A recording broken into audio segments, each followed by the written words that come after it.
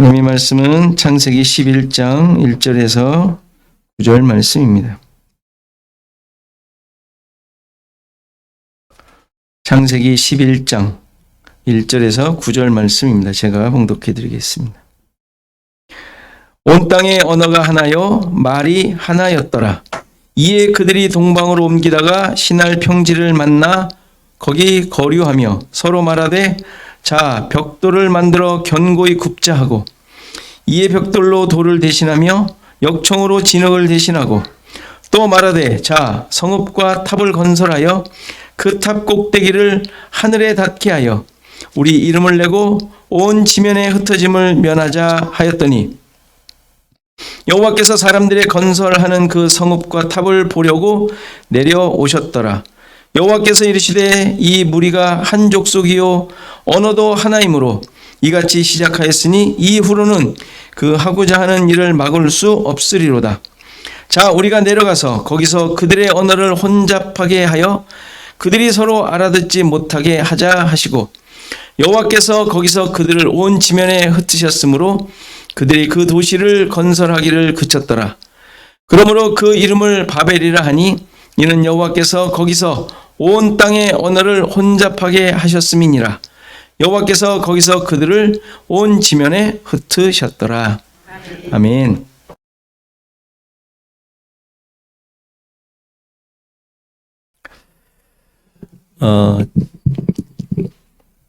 지금 우리는 홍수 후에 노아의 세 아들로부터 어떻게 세상이 만들어지고 있는지를 보고 있습니다.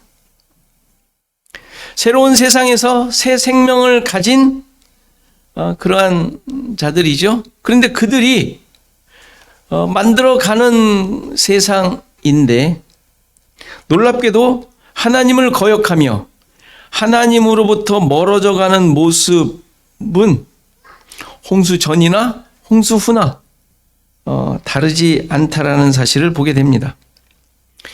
마치 홍수를 통하여 이루시려고 했던 하나님의 목적이 실패한 것 같은 느낌이 들기도 합니다.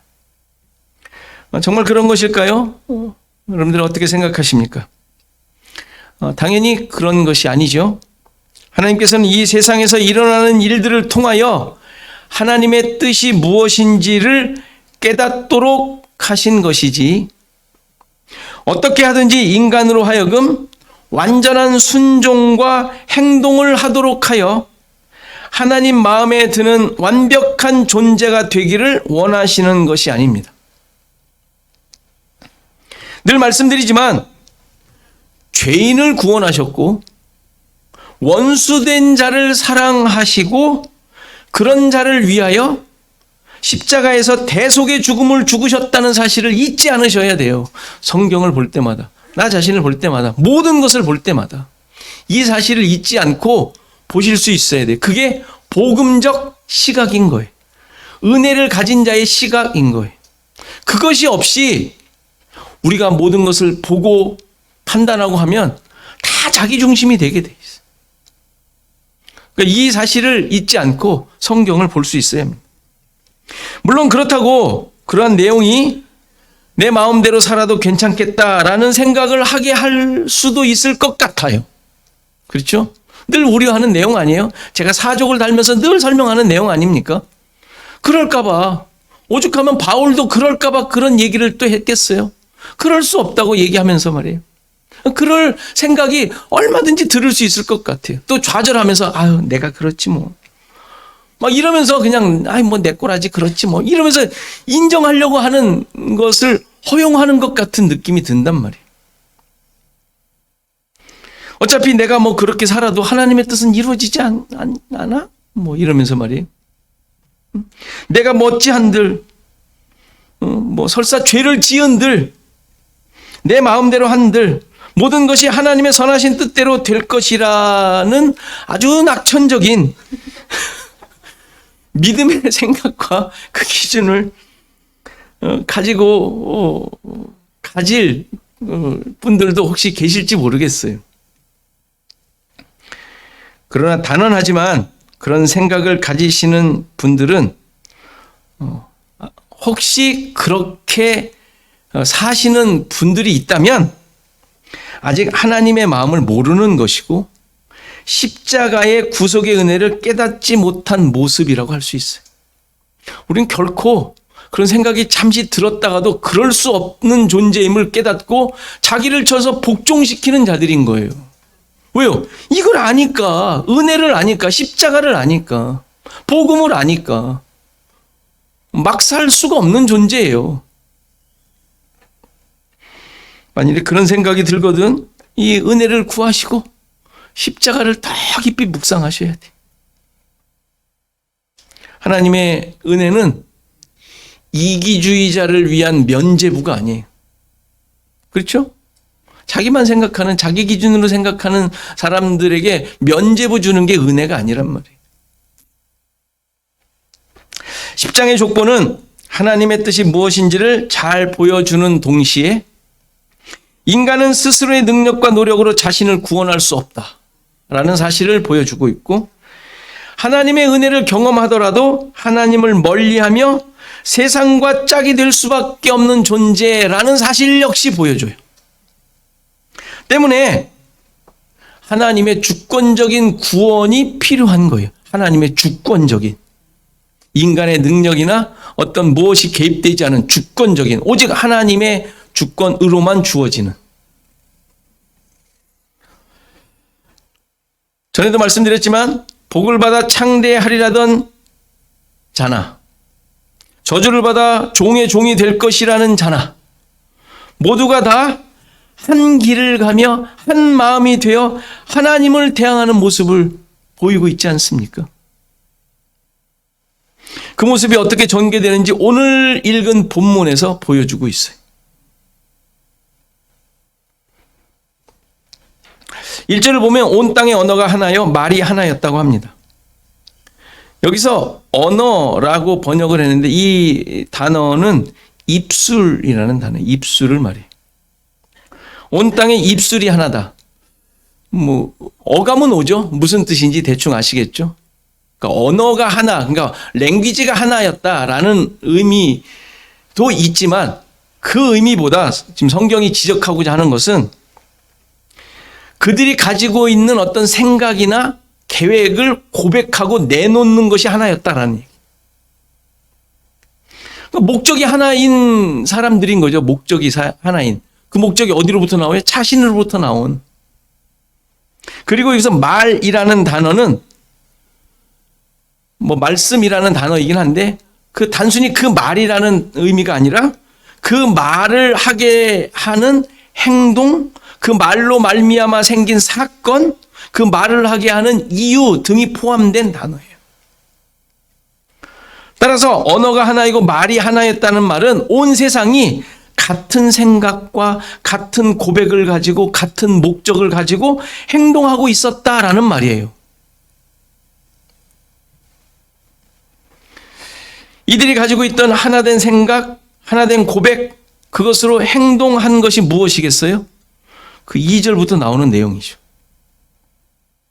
그들이 동방으로 옮기다가 시날 평지를 만나 거기에 거류하게 되었다라고 합니다.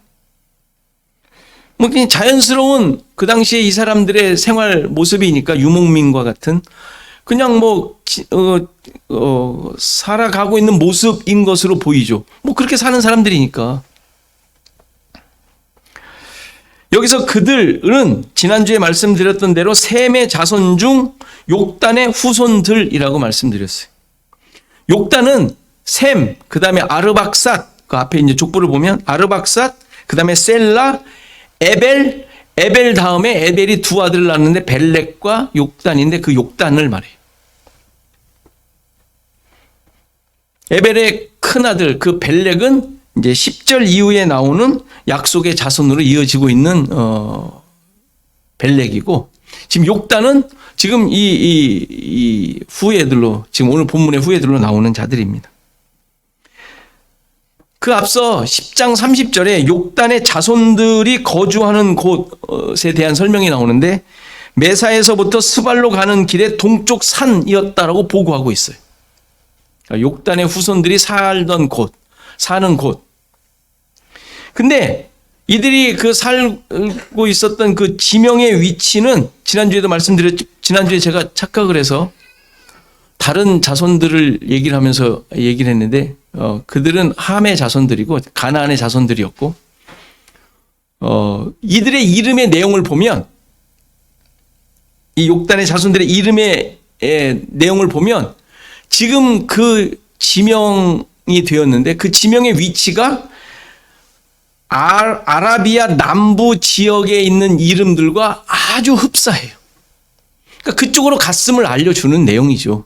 그러니까 성경에 있는 수많은 이름들이 가서 그 지역에 정착하면서 그 자손들이 자기 이름으로 그 지명을 만들었단 말이에요. 그래서 이 욕단 자손들의 이름을 보면 아라비아 남부 지역의 이름들과 흡사한 것을 보게 되죠. 그러니까 그들이 그쪽으로 이동해 갔음을 알 수 있는 증거인 것이죠. 여기서 동쪽으로 갔다라는 말은 설명드렸던 대로 하나님으로부터 멀어져 갔다라는 것을 의미하는 내용입니다. 그 근거가 뭐냐면 성막을 만들 때 성막의 입구를 동쪽에다 뒀어요. 지성소는 어디 있어요? 왼쪽에. 오른쪽이 동쪽이라면 왼쪽 거기에 지성소를 만들었단 말이에요. 그러니까 지성소에서 볼 때 입구가 성막의 입구가 오른쪽 동쪽에 있단 말이에요. 그러니까 동쪽으로부터 멀어졌다는 얘기는 하나님으로부터 떠났다라는 의미로 쓴단 말이에요. 성경에서는. 따라서 동쪽에서 들어오는 것은 하나님께로 오는 것이 돼요. 하나님께로 가까이 오는, 하나님을 만나러 오는 것이 되고, 나가는 것은, 동쪽으로 나가는 것은 하나님과 멀어지는 것을 의미하는 내용입니다. 그래서 가인도 그랬죠. 여호와 앞을 떠나 어디? 에덴 동쪽 놋 땅에 거주했다 그러죠. 에덴은 성전을 의미한다고 했었죠. 거기를 떠나 동쪽에 둔 것이죠. 그가 하나님에 대한 믿음을 저버린 모습을 표현해주고 있는 내용이죠. 지금 욕단의 자손들이 동쪽 산으로 가고 있었다는 보고도 같은 의미인 거예요.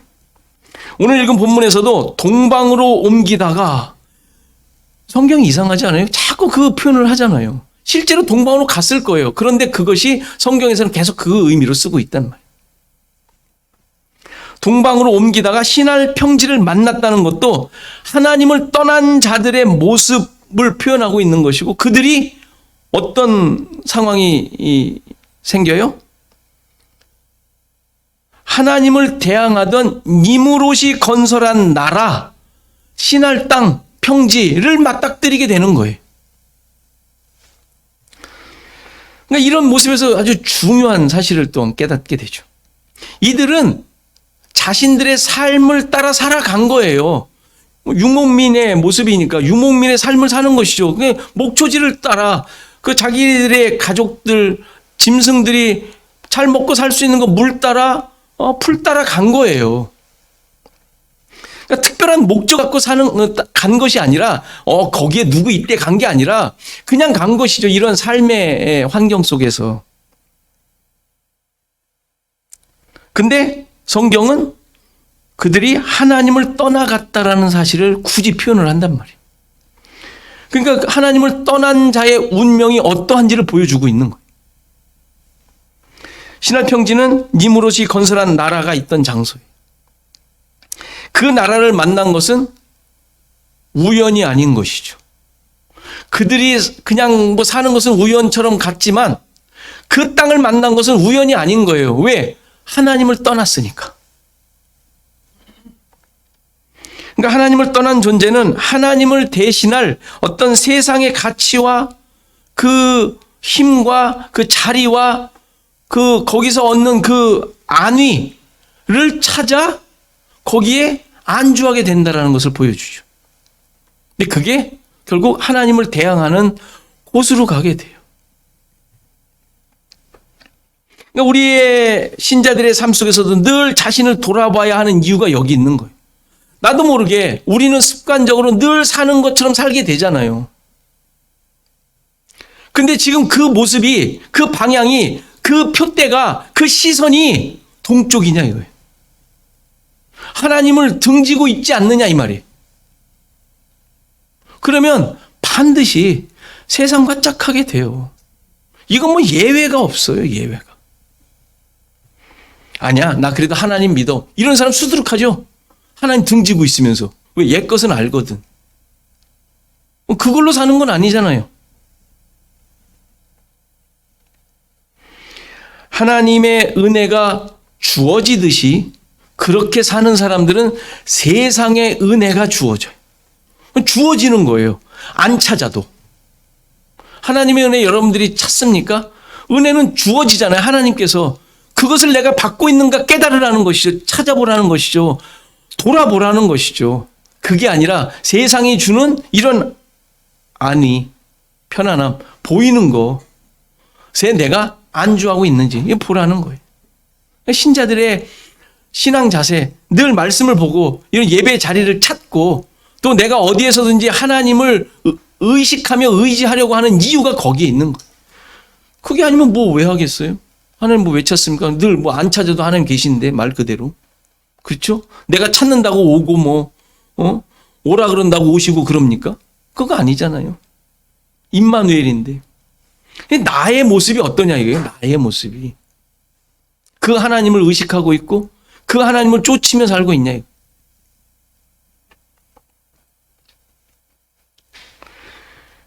놀랍게도 은혜는 주어졌는데 깨닫지 못할 수 있지만 세상이 주는 은혜는 내가 보기만 하면 보이는 거예요.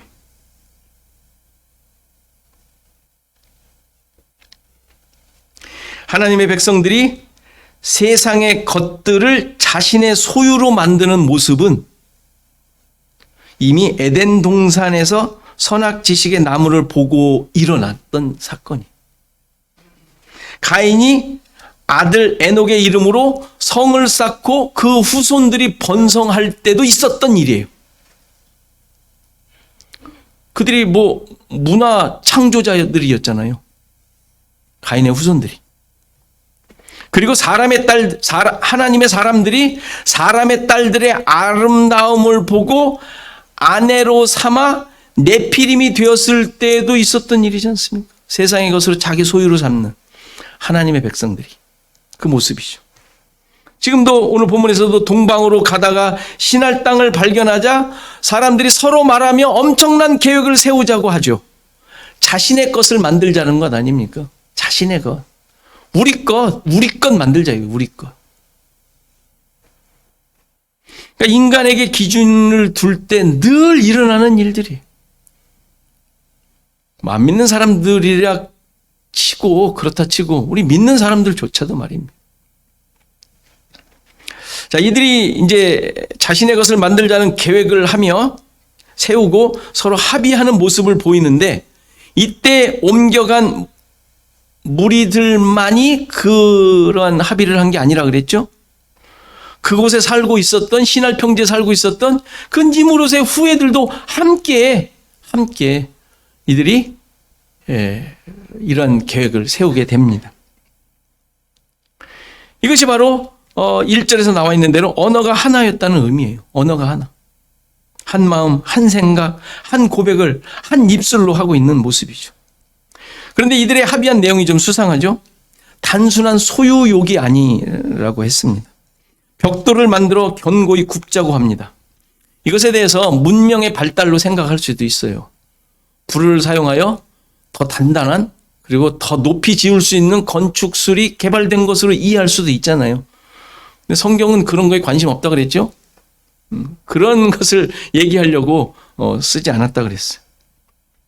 문명의 발달을 보고하고 있는 것이 아니라 인간이 얼마나 하나님을 대항하는 자리로 갔는지를 보여주고 있는 거예요. 어떻게 대항하고 있습니까? 벽돌로 돌을 대신하고 역청으로 진흙을 대신하자라고 합니다. 우리 성경에 번역이 안 되어 있지만 여기에 자신들을 위하여라고 하는 말이 있어요. 자신들을 위하여, 자기들을 위하여 이러자고 지금 하고 있는 거예요. 자기들을 위하여. 서로 대화하는 자신들이 주인공으로 있어요. 벽돌은 자신들의 능력과 힘으로 만들어낸 결과물을 말해요. 돌은 항상 성경에서 예수 그리스도를 예표하고 있죠. 그래서 나중에 제단을 만들 때 돌을 다듬지 말라라는 말을 해요. 왜요? 하나님을 섬기는데 인간의 능력과 노력이 들어가면 안 되니까 철저하게 배제시키는 것이죠. 그러니까 깨달으라는 거예요. 뭐 이쁘게 만들고 뭐 이런 것을 싫어하시는 뭐 이런 게 아니라 인간의 능력과 노력으로 나를 섬긴다고 흉내내지 말라는 얘기죠. 하나님의 아주 단호한 모습인 거예요. 그러니까 복음의 은혜에 인간의 기준이 들어가게 되면 뭐가 되죠?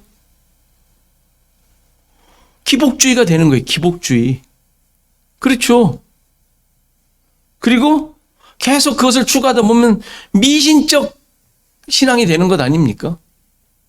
하나님의 하신 일에 자기의 기준과 목적이 들어가 버리면, 내가 애씀과 힘씀이 들어가 버리면 그게 하나님을 이용하게 되는, 이용해서 뭘 얻어내려는 미신이 되는 거예요.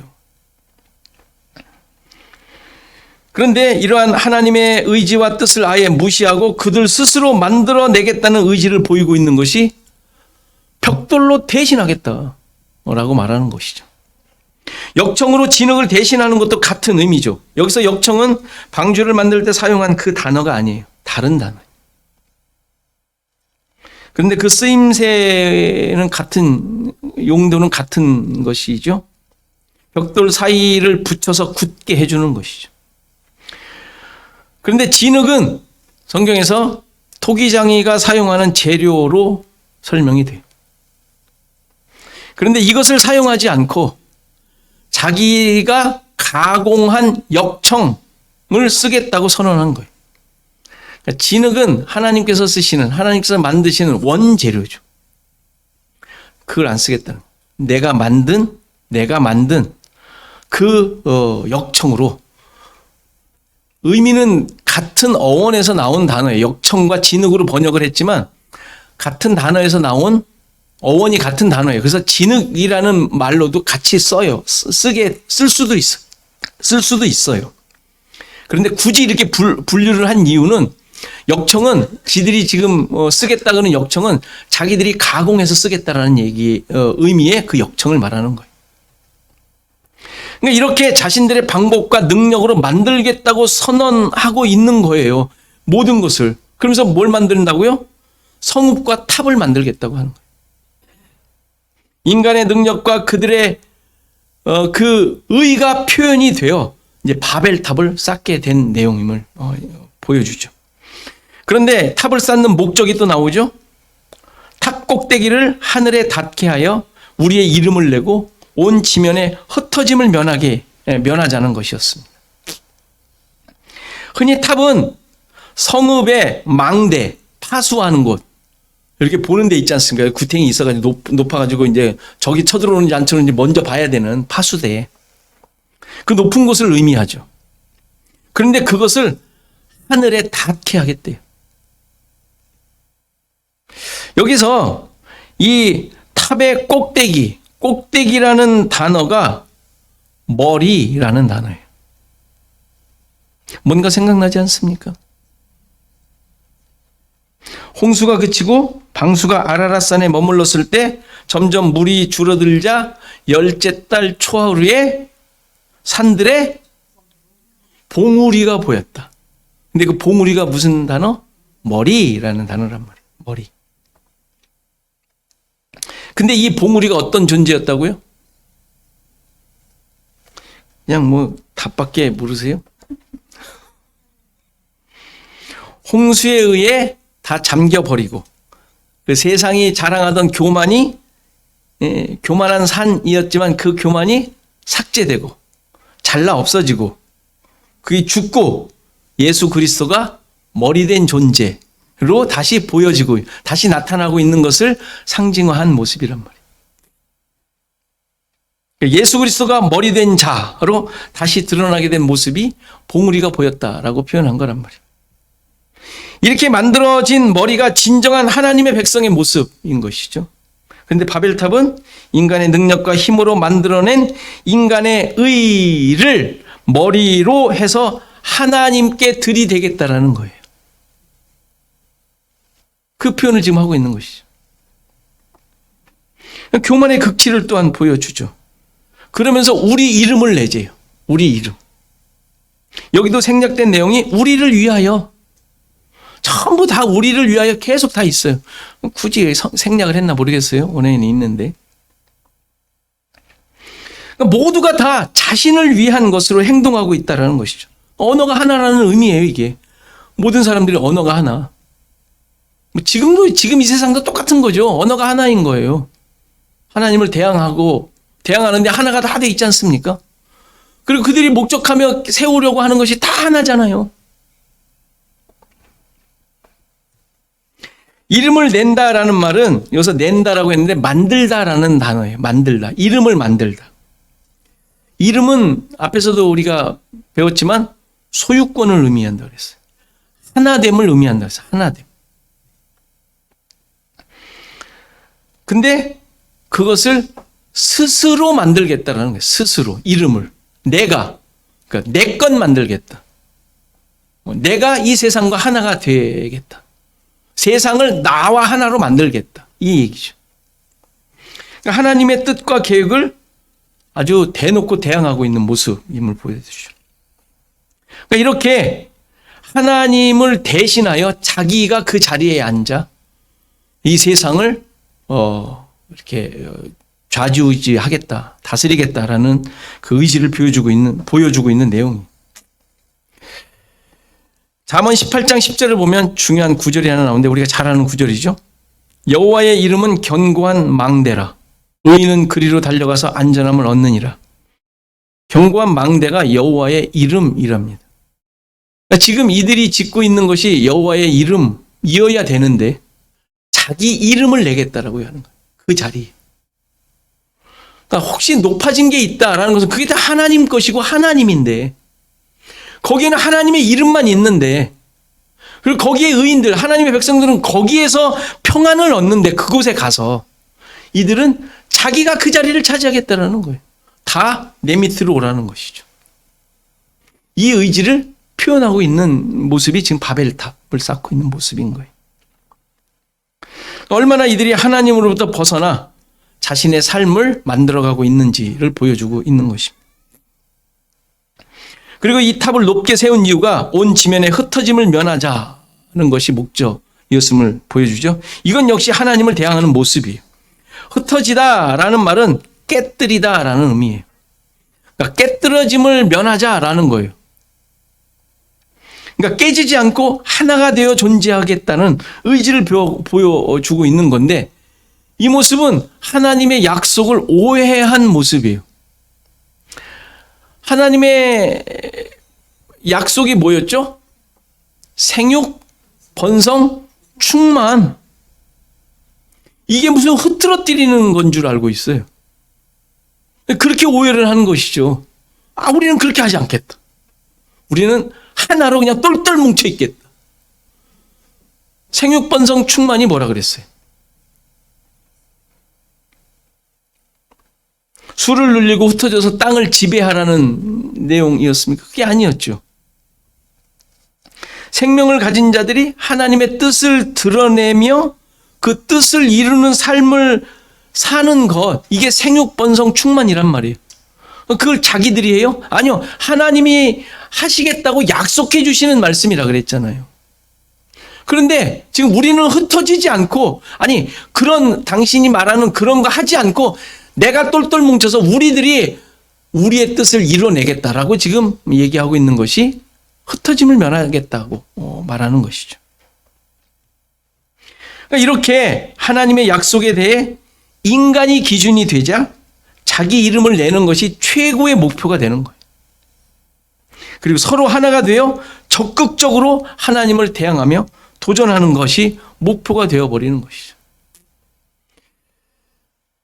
자, 어떻습니까? 지금까지 우리가 잘 알고 있는 바벨탑 사건의 그 조금 숨은 내용들을 잘 살폈는데 이때만의 일인가요? 아니죠. 지금도 그대로 일어나고 있네요. 아니, 역사적으로 볼 때 다 그대로 일어났어요. 똑같아요. 하나도 인간들이 바뀌질 않습니다. 더 놀라운 것은 세상이야 그렇다 치지만 소위 교회라고 하는 조직체 속에서도 그대로 드러나고 있지 않습니까? 우리가 늘 우리 얼굴에 침 뱉는 모습이긴 하지만 교회가 늘 이러고 있지 않습니까? 황제처럼 있는 목사가 있는 교회는 더더욱 그러는 것 같아요.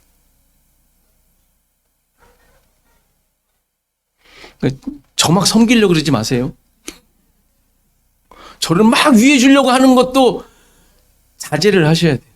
서로 위해 주는 것 중에 저도 하나 들어가는 건 괜찮은데 저 사람보다는 목사님 뭐 이러면 안 된다니까요. 성도인데 그렇잖아요. 다 똑같잖아요. 목사님들 옛날부터 그 식사할 때 뭐 줄 같이 서서 먹는다고 농담 아닌 농담처럼 계속 하는 얘기가 실은 그런 얘기들이에요. 근데 따로 차려주는 교회도 있다 그래요. 황제처럼. 응? 뭐 요리사를 뒀다나 어쨌다나. 지금 바벨탑이에요. 바벨탑. 바벨탑의 그 모든 사람들의 의도와 생각이 그대로 교회 안에서 똑같이 성도들이 그렇게 하면 그게 또 잘하는 줄 아네. 그렇게 해야지 또 잘 섬기는 것처럼 하나님의 종이라나 어쨌다나 뭐 그러면서 그런단 말이에요. 이거 정말 깨어져야 돼요. 정말 돌이켜야 돼요. 그런 교회 나가지 마세요. 그게 무슨 교회입니까 그게. 자신이 기준이 되어 만들어가면서 하나된 목적과 목표 그게 그 교회 안에 그대로 있잖아요.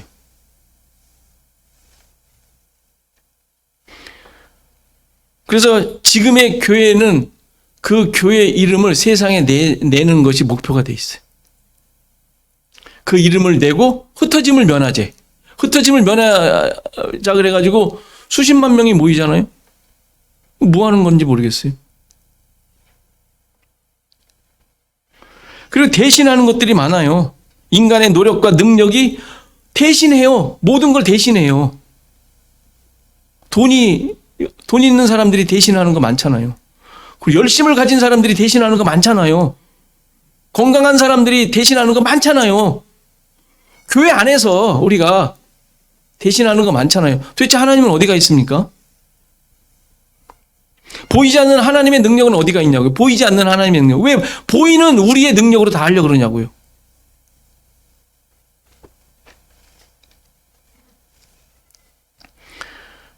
가만히 또 보면 그 다 자기를 위한 거야.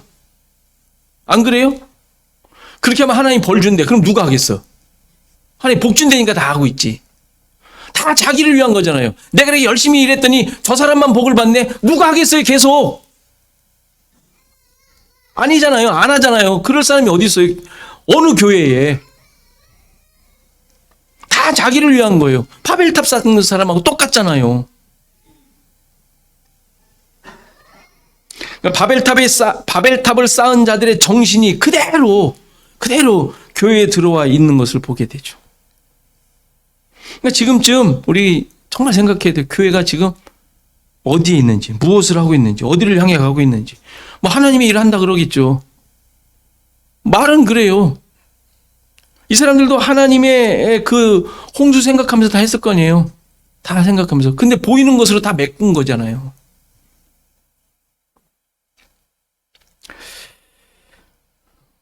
깊이 우리 자신들도 늘 순간순간 돌아봐야 할 것입니다.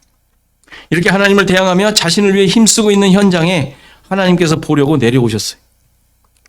왜 내려오셨다고요? 보시려고. 보고 어떻게 하시려고요? 7절에 보면 그들의 언어를 혼잡케 하신다라고 합니다. 그래서 서로 알아듣지 못하게 하신다고 해요.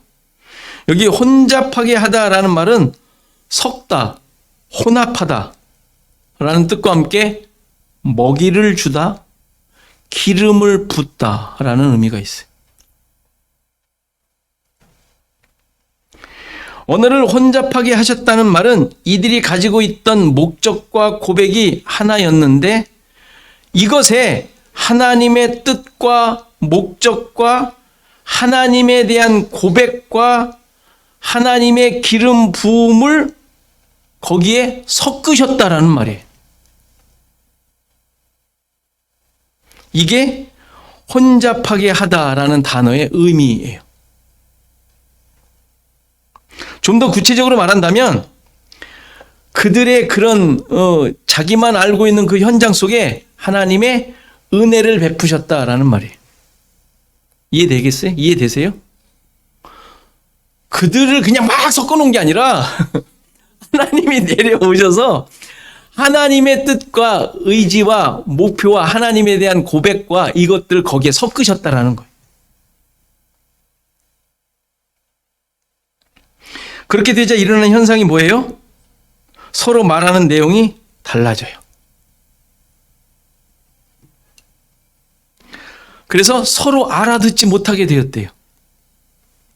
여기서 알아듣다라는 말은 우리가 잘 아는 단어인 쉐마라는 단어예요. 듣다, 들으라, 듣다라는 말이에요. 알아듣다 그러니까 무슨 뭐 깨닫고 뭐 이렇게 듣다라는 말이에요. 듣다.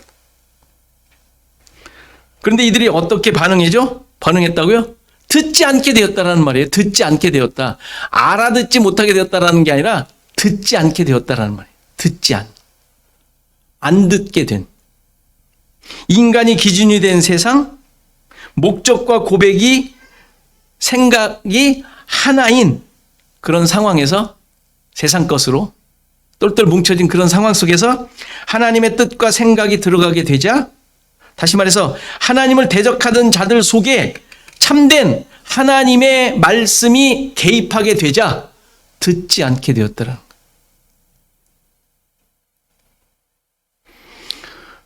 이 현상이 어디에서 나오죠 또? 어디에 설명되죠? 요한복음 1장. 세상에 빛이신 말씀이 빛으로 왔는데 거기에 반응하지도 않고 깨닫지도 못하더라. 듣지도 않는 것이죠. 들리지도 않는 거예요 또. 그 모습을 그대로 보여주고 있는 것이죠. 그런데 요한복음이 어떻게 돼요? 그것을 듣고 깨닫고 나오는 자가 있네요. 영접하는 자. 있더라는 거예요.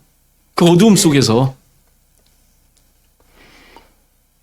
오늘 본문도 있죠? 읽진 않았지만 오늘 창세기에도 나오죠? 이런 하나님의 일하심에 반응하는 자가 있었는데 그가 누구라고요? 그게 누굽니까? 오늘 본문에 읽진 않는데 누구예요? 누구예요? 하나님의 말씀을 듣고 나온 자가 있잖아요. 아브라함이 나오는 거예요. 그래서 셈의 후손을 계속 지금 얘기하고 있는 거예요. 아브라함을 얘기하려고. 12장에서 아브라함이 듣고 나왔잖아요. 아브라함이 하나님 잘 믿는 사람이었다고요? 아니잖아요. 알잖아요. 어디에 있던 사람이에요? 지금 요 우상 섬기던 바벨론이야. 그 문명, 그 메소포타미아 문명 있었던. 근데 듣고 나오는 사람이 있다니까요. 이렇게 있다라는 거죠. 하나님의 말씀이 들리고 그 말씀이 자기를 향한 말씀인 줄 알고 나온 사람이 아브라함이란 말이에요. 우리 자신을 이제 돌아봐야 할 것 같습니다. 하나님의 말씀이 잘 들리십니까? 하나님의 말씀을 쫓고 있습니까? 그 말씀이 나를 인도하고 계십니까? 정말 그 말씀에 반응한 자의 삶을 살고 있는 것입니까? 여러분들 삶 속에 이런 하나님의 오셔서 우리의 세상이 중심이 되었던 그 속에 하나님의 말씀이 섞여 있는데 그걸 주셨는데, 은혜를 주셨는데 그 은혜가 감지되십니까? 아니면 여러분들의 삶의 수많은 요소들로 인하여 하나님을 섬기고 말씀을 가까이 하는 것을 방해하고 있는 것은 아닙니까?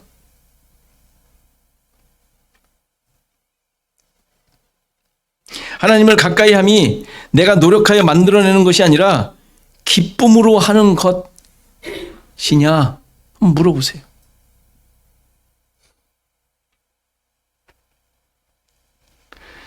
우리에게 하나님을 향한 하나님의 말씀에 반응하는 모습은 그냥 그 자체가 기쁨이어야 돼요. 그걸 해놓고 그냥, 그래도 해야지 뭐. 물론 그렇게 모습이 있을 수 있지만 그런 발동이 그게 우리 속에서 움직여주시는 나도 모르는 어떤 그 이끌림에 의하여 되어지고 있느냐. 우리가 우리의 삶 속에 이런 말씀이 들리는지 늘 확인하셔야 돼요. 바벨탑 사건은 단순히 하나님께서 못된 놈들 벌 주시는, 그래서 그들이 하는 일에 나타나셔서 방해하시고 그들이 하는 일을 망치게 하신 일이 아니란 말이에요. 하나님을 거역하는 자 하나님께서 벌 주신다, 이런 내용이 아니란 말이에요. 우리 자꾸 성경을 그렇게 앞에서 많이 그렇게 봐오는데 절대 그렇지 않습니다.